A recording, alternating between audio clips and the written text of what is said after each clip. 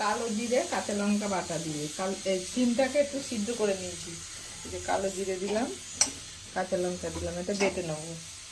সরষের তেল দিলাম, ফোড়ন দিলাম,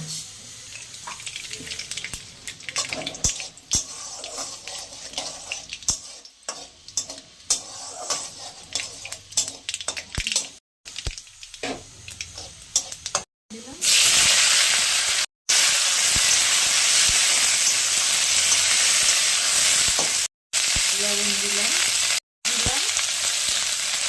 চিনি দিলাম, বেটে নেবো। কাঁচা লঙ্কা বাটাটা দিই, একটা টমেটো কেটে রেখেছিলাম দিয়ে দিলাম মিক্সারের বাটিটা। হয়ে গেছে, ওদের নামিয়ে হয়ে গেছে কালো জিরে বাটা দিয়ে চিড় চচ্চড়ি। ভিডিওটা ভালো লাগলে লাইক কমেন্ট সাবস্ক্রাইব অবশ্যই করবেন। ধন্যবাদ।